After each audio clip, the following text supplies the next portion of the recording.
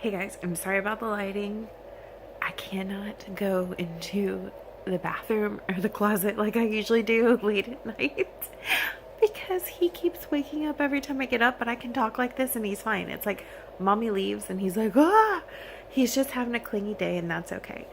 But I wanted to pop this up here really fast and I don't have long to talk because his monitor is coming off.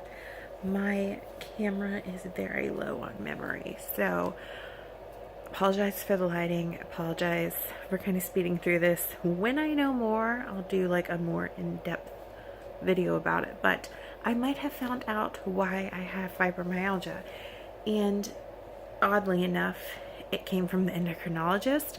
So I got 15 vials of blood taken the other day, like more than a week ago, with my endocrinologist. He wanted to do like a bunch of tests before the MRI, before, to see if I have the pituitary gland tumor. So he did a ton of tests. I already know I have polycystic ovarian syndrome. I've been diagnosed with that at 15. And knowing the things I know now, I'm annoyed that the answer they gave my mom was just put her on birth control. The endocrinologist said they need to be referring, especially teens and young women, to see an endocrinologist because he said they should have done all these blood tests they just did on me when I was younger. So, all right, a ton of blood tests. I had a lot of similar blood tests taken, more like thyroid panels and stuff when dealing with infertility, testosterone, stuff like that. This time, a lot of stuff came back normal. He said for having polycystic ovarian syndrome, my blood work in relation to that was actually really good. Testosterone was good, wasn't too high. But apparently my cortisol, if I'm saying that right, is low. And he said it's not so devastatingly low that I can rule out the pituitary gland tumor, but it's not where it should be. And it's interesting because apparently if it's like devastatingly low, it would be something else for sure, not a pituitary gland tumor. But so I still have to get an MRI for that, but now he's like running a bunch of tests before we get to that phase in case he needs to check like my adrenal glands and stuff in an MRI too. I don't know. Okay, so my cortisol is low, and it's really crazy when you look up like what scary side effects that can have on your body. It's like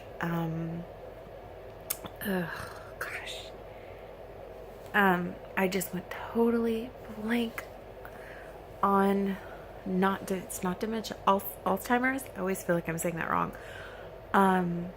Cancer.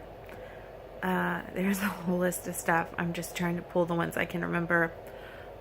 Fibromyalgia, when you have prolonged low cortisol, apparently you can develop fibromyalgia, which now I know might be where it came from. I got it extremely young, 10 years ago when I was 22, and I never really understood, and some people will never find out why it happened or how they developed it or what triggered it, but this might actually be what triggered it. I might have had low cortisol for a long time and on and off, which is why sometimes I gain a bunch of weight and then sometimes I'm able to lose it. It's been like most of my life, even when I was like in sports and athletic. It's crazy. I mean, on top of like polycystic ovarian syndrome can cause that issue too with the weight, but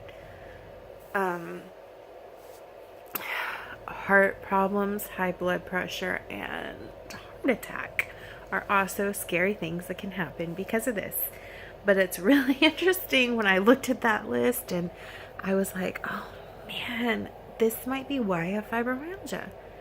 And that's like, when he saw I had fibromyalgia, part of the reason he wanted to focus on the cortisol too. So I don't know what they do for it.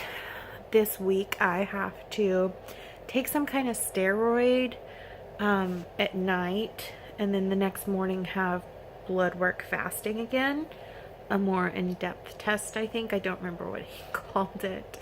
It has some like weird name.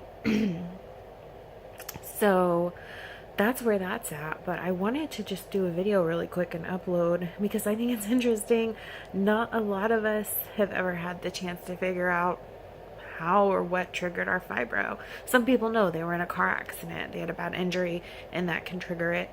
But having the low cortisol does something with inflammation in the body. I don't remember. It was a lot to process and take in. But I'm glad I'm kind of getting answers. It's like, oh, it's scary because I see this stuff about like heart attack and like, you know, that scares the crap out of me. And like my heart stuff's getting worse, you know, but it's like, well, maybe no. I know they can't reverse my fibromyalgia. I know that. It's like kind of, you can like, you call it remission. You can be doing great and not having flares and stuff. But it's not going to, there's no cure for it. It can't be reversed. But it's like going forward, preventing some of the other scary stuff. I'm glad that we figured this out. So I don't know when my MRI is going to be. Like I said, we're doing more in-depth testing first. I don't know like what the treatment is or anything. This is all just stuff I found out today. It all just came back today and talked to the doctor today. So I just wanted to give you guys an update because I just was so intrigued, like, to know that that might be where my fibromyalgia came from. It's just so interesting. So, alright, that's that. I have a vlog for you guys. I have not edited it yet, of course, as always. I'm really going to try it today or tomorrow. But I've been trying to vlog. It's just the editing while trying to, like, organize, purge, get rid of stuff that was in the dining room, and, like, get that furniture and stuff moved to storage slowly is just like, oh, it's been, like, hard with a toddler. Anyways, so yeah, I just wanted to let you guys know that's what happened today. That's the update. I don't know if I ever told y'all that like my Holt monitor, I need to talk really fast. My Holt monitor results came back and I have like 2 different things. I'll just have to tell you in a different video. It's like 2 different, like a combination of 2 different palpitation things. Like, basically first my heart will prematurely beat at the, like, and that it like caused by the top chamber, and then the bottom chamber will respond with a forced intense heartbeat afterwards. But they haven't been able to catch that event that happened that night that was like freaked me out. So I might have to do I might have already said this, you guys, I don't remember. I might have to do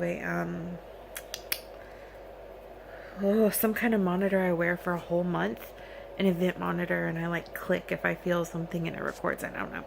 Anyways, I just need to stop talking and get this video up. But I wanted to give you that update for those of you with fibro because I just found it so interesting. I don't know. All right, I'll see you guys in the next video. Bye.